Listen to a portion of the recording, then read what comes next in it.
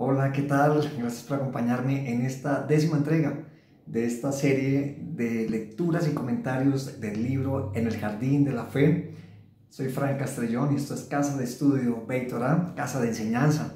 El día de ayer, que fue la sesión número 9, o la lectura número 9 de este libro, vimos que el Creador reprende a quien ama, como el Padre reprende así a su Hijo, a quien ama, a quien quiere. Y es natural que en el camino quizá el hombre se sienta que las cosas no le van bien, entonces dice, me está yendo muy mal en la vida, no entiende las situaciones que le acontecen, pero si es un hombre que anda sin la fe, sin la emuná, la fe auténtica en el Creador, va a pensar que es así, que solo tiene obstáculos en la vida y que no es feliz, y que está por el contrario viviendo una mala racha. Entonces no va a entender cada una de estas cosas, dificultades que se le están presentando en el camino, es que el Creador se las está colocando para enderezar su camino, para ayudarle. Mientras que el hombre que tiene fe en el Creador, lo conoce, tiene un vínculo con el Creador, habla con el Creador porque sabe que Él le escucha, sabe que le importa la vida de cada ser humano. Entonces esa persona, cuando ve que el éxito no le sonríe, cuando ve que las situaciones son difíciles alrededor, lo que hace es que se acerca al Creador, le pregunta qué quiere el Creador con todas estas circunstancias que están sucediendo a su alrededor. Entonces va a encontrar el camino, va a encontrar la solución a sus problemas, porque va a entender el mensaje que el Creador le está dando, para enderezarlo como lo hace un papá con su hijo. Y así veíamos entonces que el Eterno siempre nos va a colocar situaciones. En uno de los apartes de ayer decía tu vara y tu callado. A veces vamos a recibir ciertos llamados sutiles de atención, y a veces cuando no hacemos caso de parte del Creador para nuestro bien, nos va a permitir recibir golpes fuertes. Pero finalmente todo, absolutamente todo es para bien, y vimos que la vida realmente sí tiene sentido. El sentido de la vida es posible con la fe en el Creador, teniendo en cuenta que Él existe y que nos podemos acercar a Él para hablar de nuestras vidas, para hablar de todo lo que nos sucede, hablar de la felicidad, hablar de todo con el Creador. Hoy vamos a continuar en esta décima entrega, en esta décima lectura, con unos apartes que están bien interesantes. Se llama Paz y Tranquilidad. Entonces, vamos a retomar en este momento la lectura en la página 61 del libro En el Jardín de la Fe. Dice así, leo para ustedes: al salir a las calles de la ciudad, vemos frente a nosotros un mundo inquieto y enojado. Todos están apurados y tensos, y en todos lados se escuchan discusiones y querellas. Todo esto es el resultado de la falta de fe. Si los seres humanos tuvieran fe, estarían todos tranquilos y alegres. Todo se desarrollaría como sobre aguas tranquilas, pues cada uno sabría que su vida está regida por la divina supervisión, y por lo tanto no hay lugar para la tensión, el enojo, los nervios y cosas parecidas. Una persona que tiene fe se siente maravillosamente bien y transmite paz y alegría a todo su alrededor. Si todos fuéramos dueños de la fe, ciertamente el mundo sería un lugar muy hermoso y agradable para vivir. Y en realidad, esta es la redención del mundo, a la que tanto espera la humanidad entera. Incluso las guerras entre los pueblos no tendrían completamente ningún valor si hubiera fe en el mundo. Cada pueblo se contentaría con lo suyo y aceptaría la supervisión del Creador con amor.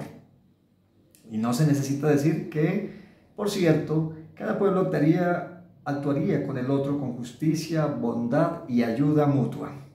Por eso, la profecía del fin de los días está escrito en Isaías 11, del 6 al 9, y el lobo morará con el cordero, y el leopardo reposará con el cabrito. Ellos no harán mal ni pecarán en toda mi santa montaña, porque la tierra estará llena del conocimiento del Eterno, como las aguas cubren el mar.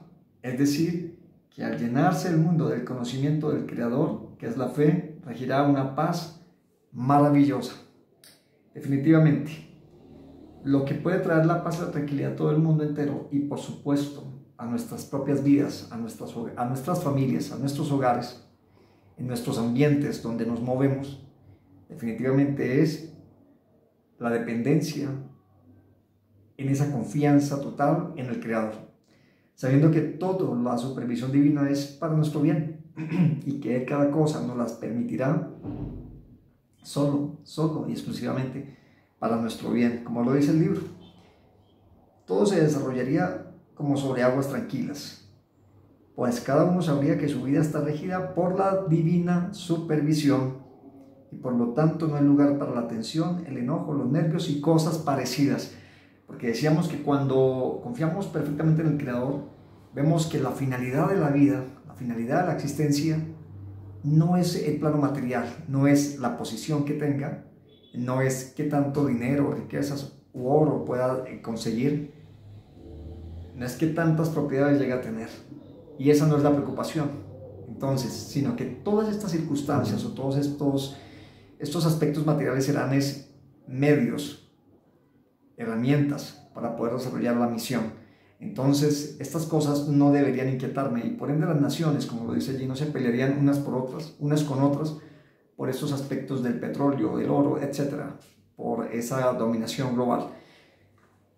Y más aún, cuando es más fácil lo que compete a nuestro entorno, nuestra vida, ahí es más fácil manejarlo. Si entendemos esto, que esto no es esencial, este plano físico, vamos a tener una verdadera paz y tranquilidad y nada nos va a colocar tensos. Si algo no sale bien, sabemos que el Creador algo bueno está permitiéndonos en esa circunstancia difícil. Sigamos con el siguiente parte, con el próximo parte, la existencia del mundo. Esta es una parte muy interesante. Veamos qué dice. Sin la fe no hay ninguna explicación por qué el hombre debe hacer el bien y alejarse del mal. ¿Por qué se debe vivir una vida ordenada en lo social y fundar una familia? ¿Por qué se necesita moralidad y responsabilidad? Si no hay juicio y no hay juez, si la muerte es definitiva y no hay continuación después de ella, ¿por qué abstenerse del asesinato y del robo? ¿Quién nos obliga? Pero por medio de la fe todo está perfectamente esclarecido. Existe un solo y único Creador que observa y juzga, y a quien el hombre deberá rendir cuentas de todos sus actos. Sin la fe, cada hombre hará lo que es recto a sus ojos, y todas las injusticias les parecerán justas frente al apetito que le devora. Traicionará sin dudar a su esposa, se irá con la mujer de otro hombre, incluso siendo la de su mejor amigo, sin prestar atención siquiera que transgrede uno de los principios más elementales de la decencia: no tocar y no desear lo que no es suyo. Únicamente por medio de la fe podrá el hombre superar a su mala inclinación y recordar que es solamente un ser creado y que toda criatura tiene la parte que le ha sido dada por el Creador.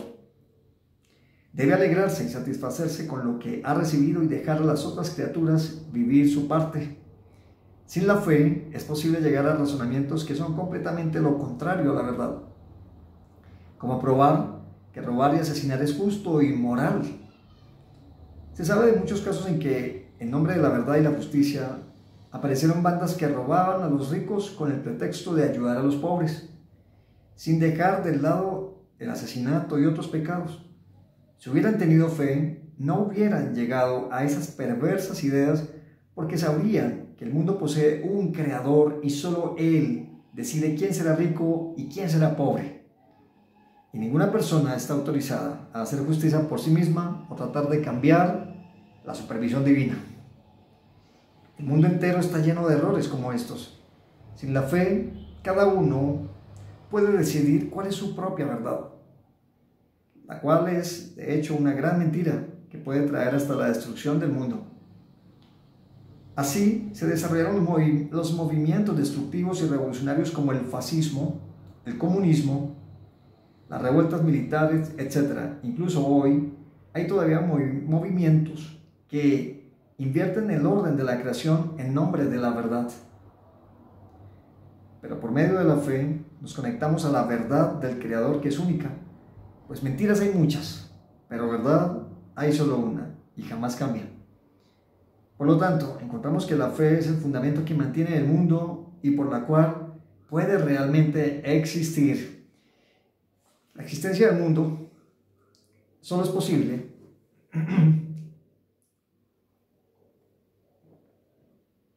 solo es posible la existencia del mundo gracias al Creador.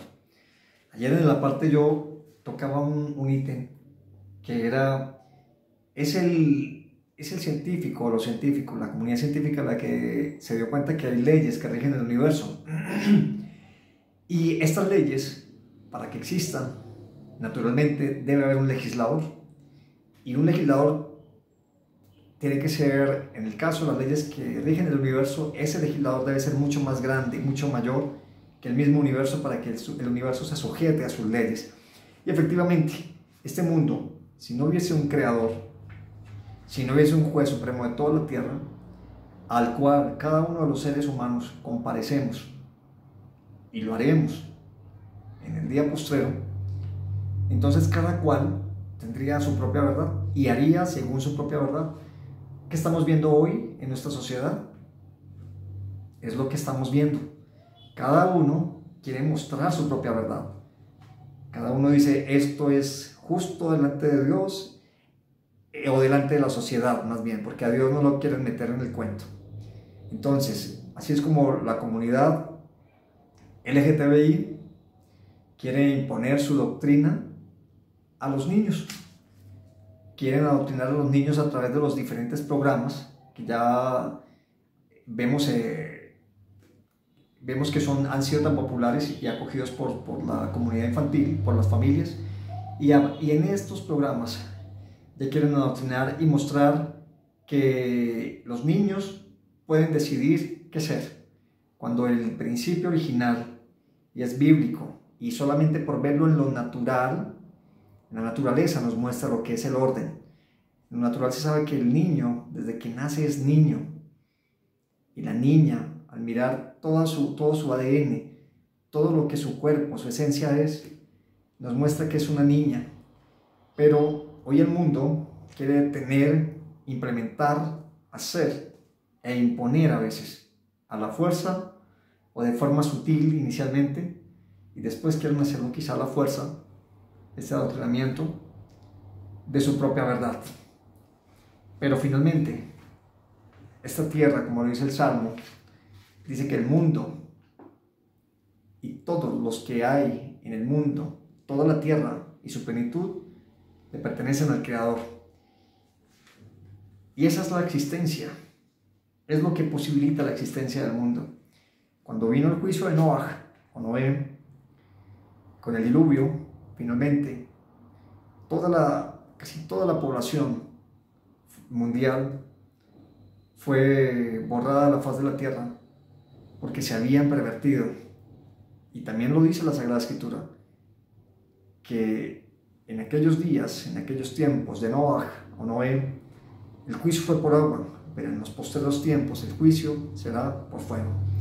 Entonces, lo que hace posible la existencia del mundo es la fe auténtica en el Creador, de que Él creó este mundo, Él nos creó a cada uno de nosotros, y Él, en su misericordia y en su amor, quiere encaminarnos hacia la verdad, quiere encaminarnos a seguir el camino correcto, y no seguir el propio capricho, no seguir el propio cúmulo de deseos desbocados, apetitos desordenados y sin ningún sentido justificado, sin ningún sentido lógico. El Creador es el que quiere corregir al ser humano, pero el ser humano no quiere definitivamente tener en cuenta a Dios. Y hoy vemos una sociedad que parece que, a pesar de que dice ser creyente en la Biblia, creer en Dios, sus acciones, sus aprobaciones demuestran lo contrario. Pero cuando hay problemas, cuando hay calamidades, ¿qué hacen nuestros amigos? Todas las personas que conocemos que hoy aprueban lo que la Torá misma desaprueba, cuando tienen un problema, buscan al Creador, llaman al Creador, le piden, ay, oren por mí, ayúdenme en oración. pidiendo que Dios les ayude, pero se les olvida que Dios estableció unos principios y estas mismas personas se atreven a desafiar esos principios diciendo que apoyamos estos movimientos que son anti-Torá, antinaturales, como lo hablamos y como conviene decirlo también abiertamente, como lo es que cada cual quiera tener su propia inclinación, orientación personal, sexual, es una responsabilidad de cada cual consigo mismo, pero que quieran hacerlo a voz populi y que quieran hacer de todo esto una celebración, una imposición y un modelo a seguir, a querer mostrar para las nuevas generaciones, es inconcebible. Y los que aprueban todo esto, me parece inconcebible que cuando están en dificultades, en problemas, ahí sí claman a Dios y miran a Dios para que Dios los ayude, pero a la hora de definirse y decir, como dice la Escritura, lo que es correcto y lo que no está bien, ahí, como dice también la Sagrada Escritura, son tibios. Entonces, debemos tener presente que el Creador es el juez supremo de toda la tierra. ¿Qué preferimos? ¿Ganarnos el favor, el favoritismo, la palmadita, mi amigo, usted sí está de nuestro lado? ¿Agradar a la sociedad que se ha desbocado, que ha perdido su sentido, su propósito? ¿O preferimos realmente agradar a nuestro Creador, a nuestro Padre Eterno, aquel que nos dio y que la mayoría de toda la comunidad, al menos hablando de esta comunidad, de este país, Colombia, cuya gran cantidad de la población, en su mayor participación, se entiende que creen en un Dios, el que hizo los cielos y la tierra y que nos dejó los 10 mandamientos, pero definitivamente no vemos a esa población haciendo caso a lo que dice la Sagrada Escritura. Pero finalmente, este mundo y cada uno de los que en él habitamos, le pertenecemos al Creador. Y queramos o no creerlo, o siquiera aceptarlo, tenemos que dar cuentas. Y tú y yo vamos a dar cuentas delante del Creador. Conviene que desde ahorita te definas de qué lado estás. ¿Estás del lado del Creador o estás del lado de la sociedad? Te pones del lado del Creador, te llaman mojigato, tonto, bueno, etcétera. Pero por eso también la Sagrada Escritura dice: bienaventurados sois cuando por mi causa os vituperen, o sea, por causa de la Sagrada Escritura, por causa de la verdad. Vamos al siguiente aparte. Lo cierto es que esta existencia del mundo, cuando el hombre no tiene clara esta parte, sucede lo que estamos viviendo en nuestra sociedad, en el mundo. Y por eso ha llegado este COVID. Y llegarán más cosas. Y esto solo es el principio de dolores, porque vendrán más situaciones difíciles hasta que el hombre, como lo dice el libro, primero el Eterno hace alusiones, insinuaciones, ya después da golpecitos, pero después viene su vara con más fuerza para corregir lo que se está torciendo. Entonces, en cada uno de nosotros está la decisión. ¿Qué tipo de corrección queremos? ¿La más fuerte, la más difícil? El mundo, como no se corrige, sufre a nivel mundial lo que hoy está sufriendo. Que el Eterno, el Santo bendito es, tenga de nosotros misericordia y nos mire en su bondad como unos hijos obedientes y no unos rebeldes sin causa. Sigamos entonces en la siguiente parte. Vamos en la página 63 y esta se llama La Verdad. Dice: ya aprendimos que el Creador tiene una finalidad en la creación del hombre, pero ¿sería posible que Él demandará de nosotros llegar a nuestra meta sin decirnos cuál es? ¿Sería posible que el Creador nos diera recompensa y castigo sin decirnos qué está permitido y qué está prohibido? ¿Es posible pensar que el Creador confía que el hombre encontrará por sí mismo la finalidad? Veámoslo a ver. Por supuesto que el Creador debió dar al hombre claras instrucciones respecto a la finalidad de su existencia en el mundo, y por eso, en un único y exclusivo acontecimiento de la historia humana, el Creador se reveló en el monte Sinaí, en presencia de millones de hombres y mujeres, viejos y jóvenes, y entregó su eterna ley con todos sus preceptos. A través de ellos y de los verdaderos justos y sabios, que, como explicaremos más adelante, enseñan cómo cumplirlos correctamente, el hombre llega a saber ¿Cuál es la finalidad? Y así le es inculcada la verdad para que pueda llegar a la auténtica fe, de lo que estamos hablando en este momento. La ley divina, que es prácticamente las leyes de la vida, se divide. Esto que dice a continuación es una percepción neta del judaísmo, y hablo del tema porque lo conozco. Hace 7 años vengo conociendo de todo esto, y en este canal sugiero, ¿cierto?, por mi propia inclinación y por la mayoría de la comunidad que es creyente en el Mesías. En el Mesías, obviamente, no hablo del Mesías griego o romano, sino del Mesías judío, el Mesías que guardó Torá, que cumplió los mandamientos y que nunca la abolió, la ley, ni siquiera después de su muerte, después de su resurrección. Nunca dijo que una vez que él estuviera en el madero, ya la ley quedaba anulada.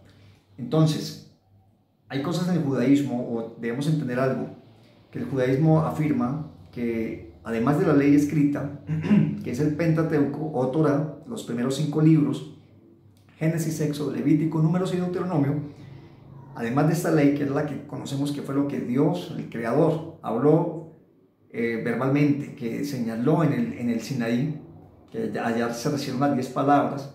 Entonces, esa es la ley escrita. En el judaísmo se le conoce la ley escrita. Pero también el judaísmo afirma que hay una segunda ley, que es la ley oral, que también es como si fuera dada por Dios, que así como la ley oral, la ley escrita, la que recibió Moisés en Sinaí y en el resto de encuentros que tuvo Moisés con el Creador, así como esa ley es auténtica y está clara ahí en la Sagrada Escritura, el judaísmo afirma que la ley oral también está equiparada al mismo nivel, al mismo nivel de autoridad que la ley escrita, la ley oral. Y de hecho, no se considera según el judaísmo como otra ley, sino que la ley oral y la ley escrita son una sola, porque tienen la autoridad, el carácter divino. Sin embargo, en nuestra perspectiva, en nuestra postura, y obviamente que es una postura, pero para no entrar a fondo, luego de hacer los estudios y conocer más cosas a fondo, pero no es el momento ahora, tal vez más adelante podamos hacer una parte para este tema. Nosotros definimos, creemos, la comunidad que cree en el Mesías, pero que también cree en la Torá, que la ley oral, ¿cierto?, la ley oral en su totalidad no se puede considerar como una ley al mismo nivel de la Torá escrita, como que es también la Torá de Dios, que Dios habló. ¿Por qué? Porque son comentarios, son interpretaciones de los sabios.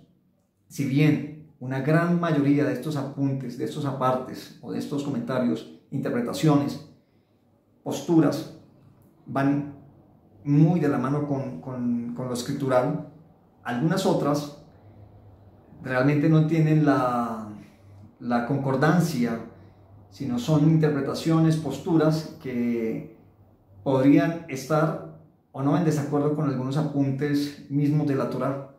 Entonces, a ese respecto, nosotros entendemos, cuando se habla de la ley oral acá, que también son los mandamientos de hombres, de los sabios dados para el pueblo. Si bien se fundamentan en que el Creador estableció el Sanedrín, estableció los ancianos que se deberían nombrar para que juzgaran al pueblo, entonces de ahí se tiene la autoridad para colocar leyes, dictaminar asuntos, e incluso sobre la misma Torá.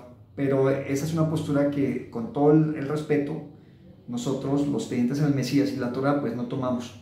De hecho, vemos el Mesías, para los que no conocen un poco de este asunto de la ley oral y la ley escrita, cuando el Mesías se reunió o estuvo frente a los maestros de la ley, los fariseos, ¿cierto?, y los escribas de aquella época, cuando Yeshua, el Mesías, no les cumplió sus leyes, no era que el Mesías estuviera invalidando los mandamientos dados a través de Moisés, sino las leyes orales, los takanot, que son las leyes de los fariseos, de los maestros de la ley en ese entonces.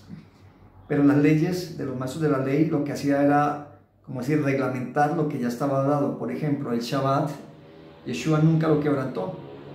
pero lo que sus discípulos hicieron en algún momento fue que comieron un fruto. Entonces, pero ellos no estaban cosechando, no estaban trabajando para vender esa cosecha. Los discípulos solamente tomaron y comieron.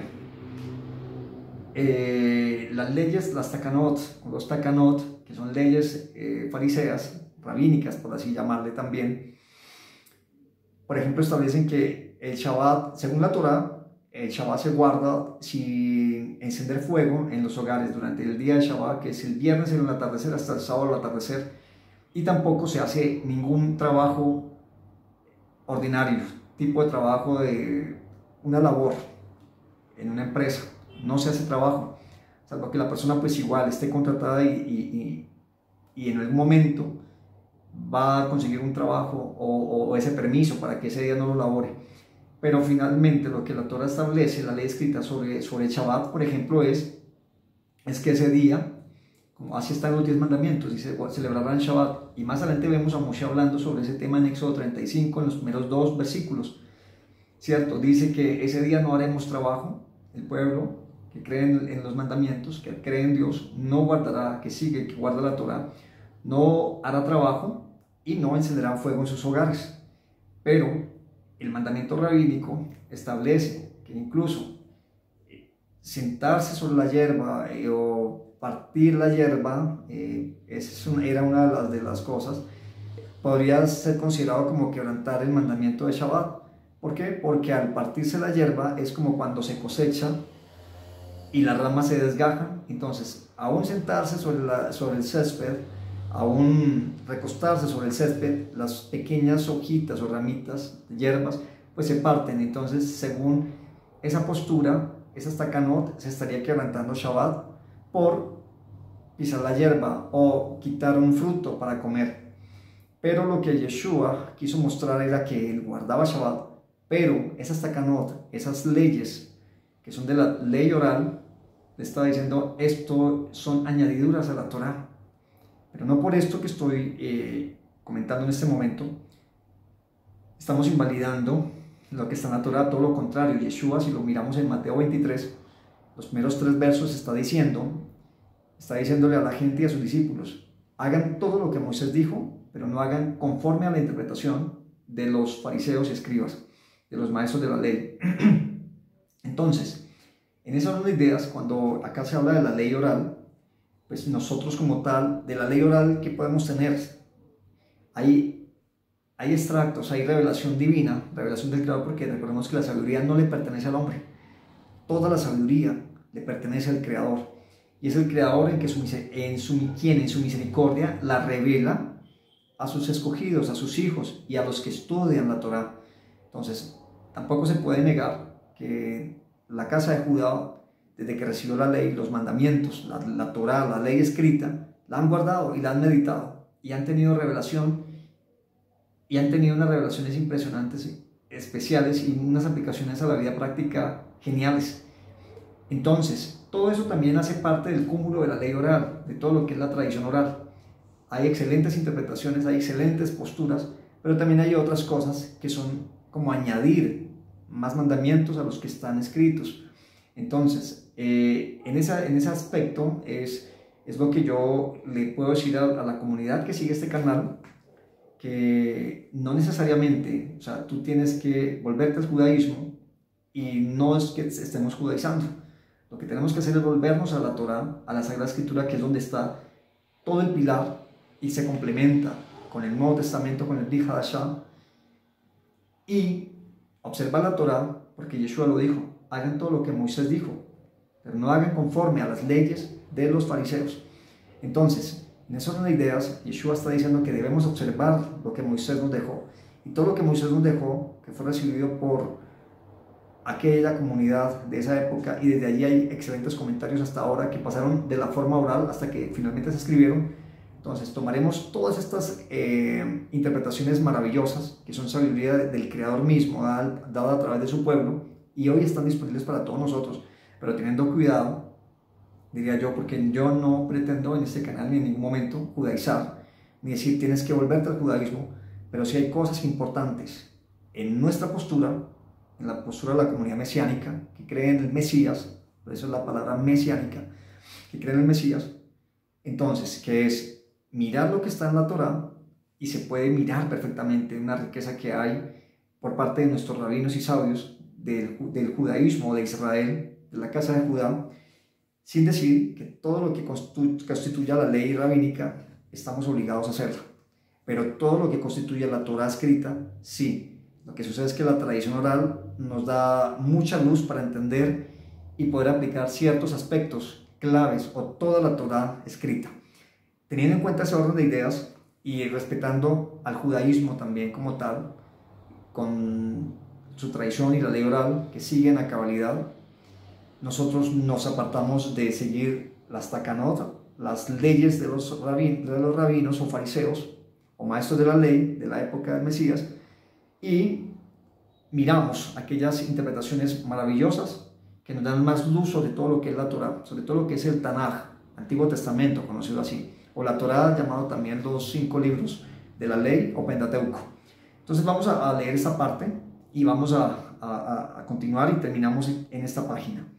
La ley divina, que es prácticamente las leyes de la vida, se dividen en la ley escrita, que incluye a los 10 mandamientos y a todo el resto de los preceptos divinos, y en la ley oral, que heredaron los sabios desde Moisés, y que es la clave para entender la ley escrita y cumplirla correctamente.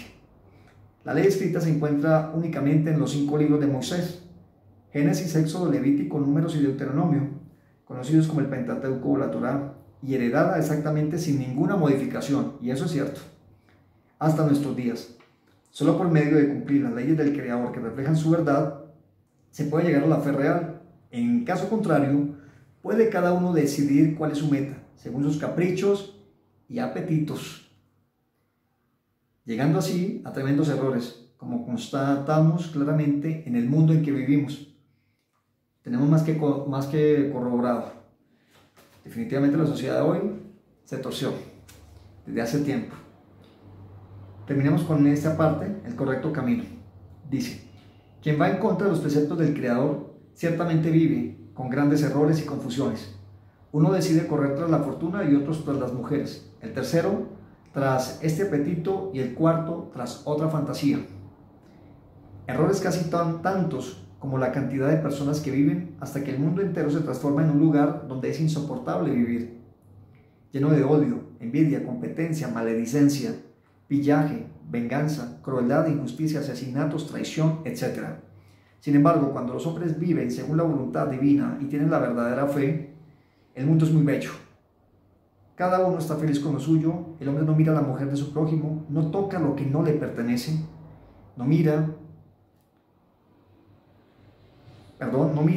no toca lo que no le pertenece, respeta y quiere el éxito de todos, hace favores y caridad a la gente, hace el bien a sus semejantes, ejecuta sus actos y transacciones con fidelidad, sin mentiras, fraudes o engaños, todo con fe según la ley divina. Resumiendo, por medio de la verdadera fe, el mundo es muy dulce y maravilloso. Y para llegar a esto hay que vivir por el camino de los preceptos y obtener así una buena vida. Pero el cumplimiento de los preceptos y su estudio tampoco son útiles para quien no busca la fe por su intermedio. También él puede errar en su objetivo y llegar a cometer grandes errores que en muchos aspectos son peores que los errores de alguien que no los estudia y trata de practicarlos. ¿Por qué? Porque lo esencial de la verdad, que es la fe, se recibe solo por medio del acercamiento a los grandes justos, únicos en su generación desde Moisés hasta nuestros días. Quien no se acerca a ellos no puede encontrar la fe. Inclusive si estudian los preceptos y los cumplen, ¿quieren una evidencia? Solo miren a las muchas personas que tienen una forma de vida religiosa y muy observante, pero no tienen ninguna relación con la fe. Ellos no hablan con el Creador sobre lo que les sucede, no le piden su ayuda, y cuando tienen algún problema, hacen precisamente lo que una persona sin fe hace. Corren al médico por cualquier enfermedad, se enojan por cualquier cosa que no es de su agrado, salen de sus cabales por conseguir su sustento, se vengan y guardan rencor en caso de conflictos monetarios o de herencia. Guardar mandamientos, ser religioso. Hay alguien que dice: el que peca y reza empata. Me voy los fines de semana a la iglesia, allí oro, allí soy religioso, espiritual, rezo, escucho la homilía, escucho el mensaje, Pero la semana es una semana igual y se vive como un mortal común y corriente, porque se sigue viviendo en el mismo trajín y no hay ese acercamiento al Creador, no hay ese diálogo sincero, honesto y abierto, como lo habla uno con una persona, con sus padres, con su mejor amigo, con su mejor amiga, con su cónyuge, de las cosas que debe hablar con toda sinceridad. Entonces, que tú te vuelvas una persona religiosa no te va a ayudar mucho en tu camino, realmente. Solo serás un religioso, pero no realmente encontrarás tu misión de vida. No tendrás la paz, no tendrás el sentido de la vida, no lo encontrarás hasta que no te acerques realmente al Creador en una plática muy sencilla, sin tanto rebusque de palabras, simplemente hablando con Él, con toda la franqueza, con toda la sinceridad, exponerle por qué yo soy así, por qué yo me enojo tan rápido para cuando alguien hace algo que no me gusta, por qué cuando se trata de dinero y me quieren quitar o me pongo también enojado y quiero rápidamente atacar, ser violento, por qué soy dado para chismear, por qué soy dado para querer estar escuchando lo que no debo escuchar, por qué soy tan dado, Creador, para mirar y codiciar lo que no debiera codiciar. Hablar así, hablar con el Creador.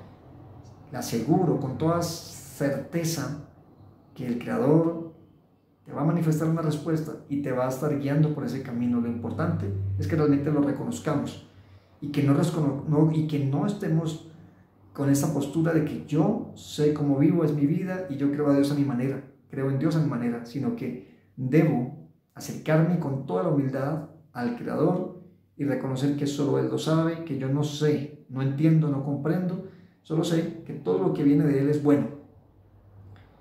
Y todo lo que viene de Él que es bueno, finalmente, es un mensaje para mi vida, para mi corrección, para llevarme a la vida feliz y a una vida correcta, no una vida de descalabros, de desaciertos, de equivocaciones, de hierros, para después tener que de pronto hablar con las generaciones futuras, con los propios hijos y decirle: mi hijo, no siga los ejemplos de su papá, los míos. ¿Por qué? Porque yo no hice las cosas bien, pero la idea es que no tengamos que llegar a ese momento, sino que podamos tener una vida de aciertos, en lugar de tantos desaciertos y fracasos, tener una vida de aciertos, una vida correcta, como el Creador quiere para cada uno de nosotros.